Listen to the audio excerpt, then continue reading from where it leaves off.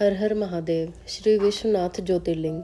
यह ज्योतिर्लिंग उत्तर भारत की प्रसिद्ध नगरी काशी में स्थित है। इस नगरी का प्रलय काल में भी लोप नहीं होता। उस समय भगवान अपनी वास भूमि इस पवित्र नगरी को अपने त्रिशूल पर धारण कर लेते हैं और सृष्टि काल आने पर पुण्य यथास्थान रख देते हैं। सृष्टि की आदि स्थली भी इसी नगरी को बताया जाता है। भगवान विष्णु ने इसी स्थान पर सृष्टि कामना से तपस्या करके भगवान शंकर जी को प्रसन्न किया था। अगस्त्य मुनि ने भी इसी स्थान पर अपनी तपस्या द्वारा भगवान शिव को संतुष्ट किया था। इस पवित्र नगरी की महिमा ऐसी है कि यहाँ जो भी प्राणी अपने प्राण त्याग करता है उसे मोक्ष की प्राप्ति होती है। भगवान शंकर उसके कान में तारक मंत्र का उपदेश करते हैं। इस मंत्र के प्रभाव से पापी प्राणी भी सहज ही भवसागर की बाधाओं से पार हो जाते हैं। अधर्मी व्यक्ति भी यदि इस काशी क्षेत्र में मृत्यु को प्राप्त हो तो उसे भी पुण्य संसार बंधन में नहीं आना पड़ता।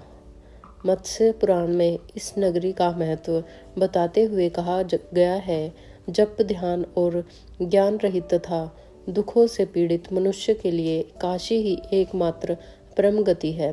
श्री विश्वनाथ के आनंद कानन में दशाश्वमेध, लोलार्क, बिंदु माधव, केशव और मणिकर्णिका ये 5 प्रसिद्ध तीर्थ हैं। इसी में इसे अविमुक्त क्षेत्र कहा जाता है। इस परम पवित्र नगरी के उत्तर की तरफ ओमकार खंड, दक्षिण में केदार खंड और बीच में विश्वेश्वर खंड है।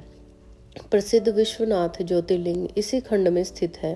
पुराणों में इस ज्योतिर्लिंग के संबंध में यह कथा दी गई है।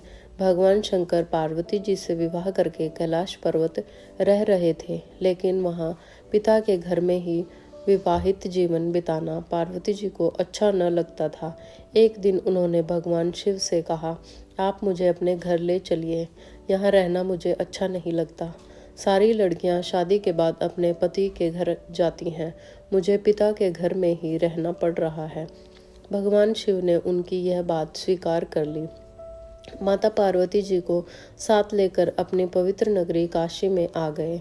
यहाँ आकर वे विश्वनाथ ज्योतिर्लिंग के रूप में स्थापित हो गए। इस ज्योतिर्लिंग के दर्शन पूजन द्वारा मनुष्य समस्त पापों तापों से छुटकारा पा जाता है।